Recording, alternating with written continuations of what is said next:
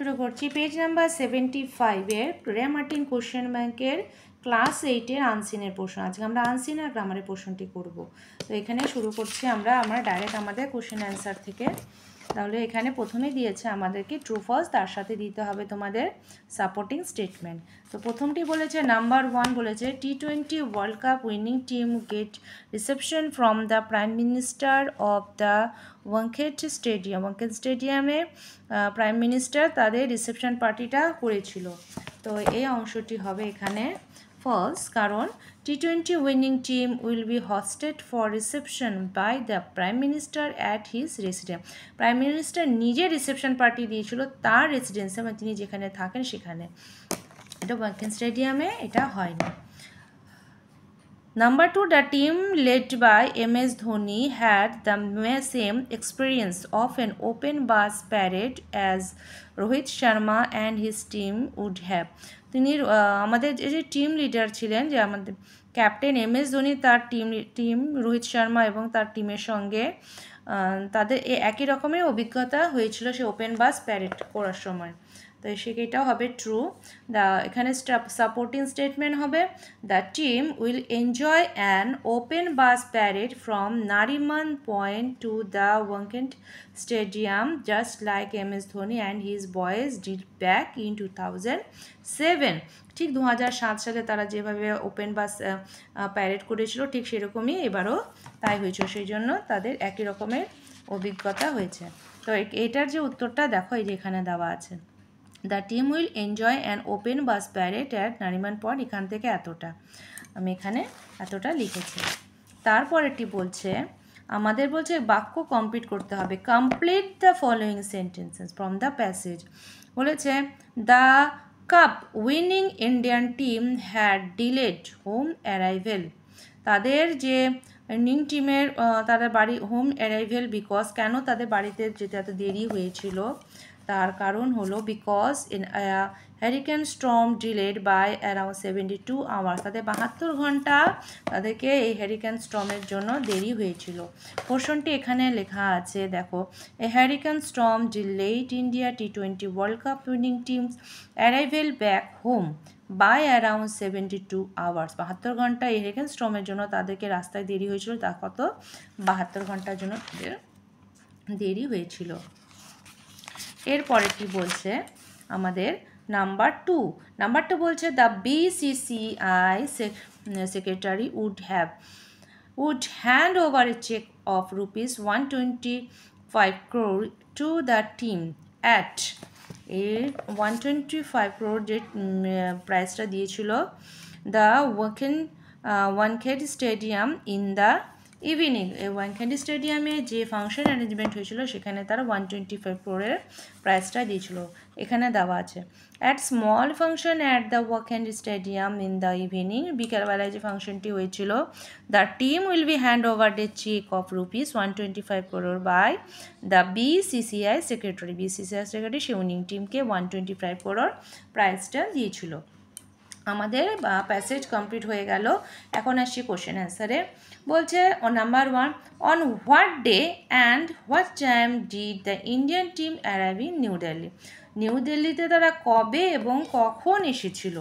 তাহলে প্রথম প্রশ্নটির উত্তর হবে the Indian team arrive new Delhi on Thursday morning at 6 AM। এই বৃহস্পতিবার সকাল 6টায় তারা এসেছিল। Number 2, what would the team boys do just after reaching Mumbai. ঠিক মুম্বাই পৌঁছানোর পরে সেই বিজয়ী দল কী করেছিল? The team boys enjoy an open bus parade from Nariman point to the Wankhede stadium. Number 3, where would the team member stay after the evening function. প্রোগ্রামের পরে তারা কোথায় থেকেছিল? এটা হবে at the stadium the team will B the team member stay after the function for the hotel in Colaba. তারা কোলাবাতে ছিল। আমি page উল্টানোর আগেরটা এখানে দেখো, এখানে দেওয়া আছে এই যে after the function the team will leave for its hotel in Colaba. তারা কোলাবাতে উদ্দেশ্যে রওনা দিয়েছিল।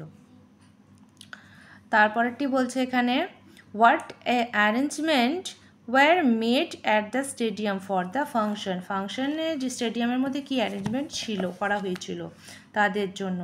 তাহলে উত্তরটি হবে at the stadium the team will be handed over a cheque of ₹125 crore by the BCCI secretary. BCCI secretary ₹125 crore সেই স্টেডিয়ামের মধ্যে তাদের সেই টিম মেম্বারদেরকে দিয়েছিলেন। আমাদের কোশ্চেন অ্যান্সারের পার্ট শেষ হয়ে গেল। এরপর আসছি আমরা গ্রামার অ্যান্ড ভোকাবুলারিতে। দেখো এখানে বলেছে fill in the blank appropriate article and preposition. Appropriate article অথবা প্রিপোজিশন দিয়ে ফিল করতে। ধরো এখানে একটা জিনিস দেখো, দ্য সোয়ালো ফলস, এখানে কিন্তু অনই হবে, false on the pedestal shape box. এখানে কোনো কারণে তোমাদের এখানে ফিল ইন দ্য ব্ল্যাঙ্কসে হয় অন ছিল, দাটা বসাতে হতো, এরকম ব্যাপার ছিল, সেটা ভুল করে এখানে ফিলটা দিয়ে দিয়েছে, এটা থাকবে না। It's facing experience sorrow and his lies cramped dash two legs dash the happy prince। তাহলে আমরা উত্তরটি লিখব দ্য সোয়ালো ফলস। এখানে আমি দিয়ে রেখেছি, এটা হবে না, এখানে ফলসের পরে অন হবে, অন হবে হয় এখানে অন হওয়ার পর তারা এখানে ফিল দিতে পারিনি। The pedestal shaped box, its face expressing sorrow and its lies crumbled by two legs of the happy prince. তাহলে কি হলো, আমাদের বেশিরভাগটা প্রিপোজিশন যা বসছে, কিন্তু আমরা আর্টিকেল বসাতে পারিনি। তাহলে হয় এখানে অন ছিল এখানে পাশে, এখানে দেওয়া হবে তোমাদের ফিলে হয়ে গেল। তারপরেরটি বলছে number 5, the boy dash so fast, এখানে হবে the boy runs so fast that every year he awarded in the annual sports of the school. At present our game teacher considered to send him to the district sports for his performance। এখানে হবে দেখো runs, awarded আর considered। Number 6 number বলছে change the voice. You have been preferred by your friend for your joyful nature। এখানে দেখো voice change অনেক করলে দেওয়া আছে, এখানে দেখো এখান থেকে এতটুকুর মধ্যে তোমাদের ভয়েস চেঞ্জ করেছে। তাহলে আমরা ইয়োর ফ্রেন্ডকে আগে নিয়ে আসবো। যদি আমরা আগে নিয়ে আসি তাহলে হবে your friend has preferred you for your joyful nature.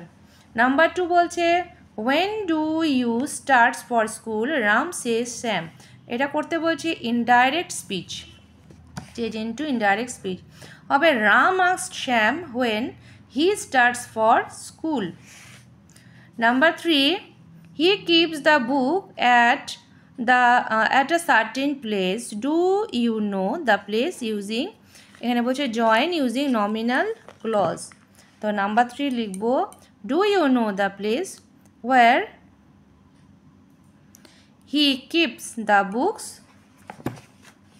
এরপর নাম্বার 4 বলছে look at the train, it is running towards Howrah. বলছে জয়েন ইউজিং পার্টিসিপল ইউজ করে আমাদেরকে জয়েন করতে বলা হয়েছে।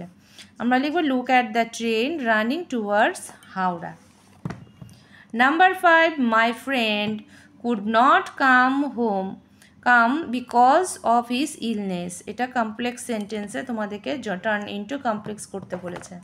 তাহলে লিখব my friend could not come because he was ill. Number 7 বলেছে এ পাবলিক পসেশন উইন। এই দুটো ওয়ার্ড আমাকে প্যাসেজ নাম্বার মানে আনসিন প্যাসেজ থেকে খুঁজে বের করে লিখতে বলেছে। তাহলে প্রথমটি ক্ষেত্রে হবে প্যারেড, তারপরেরটি উইনের ক্ষেত্রে হবে এটা ভিক্টরি। হয়ে গেল আমাদের এই পোর্শনটি। তাহলে আমাদের আনসিন এবং গ্রামার পোর্শনটি করা হয়ে গেল। তোমাদের রাইটিং পোর্শন আমি পরে দিয়ে দেবো। এর যদি ভালো লাগে অবশ্যই একটি লাইক করো, শেয়ার করতে একেবারেই ভুলো না। আর লাইক করলে আমি বুঝতে পারবো যে তোমাদের ভালো লেগেছে। আজ রাখছি এ পর্যন্তই।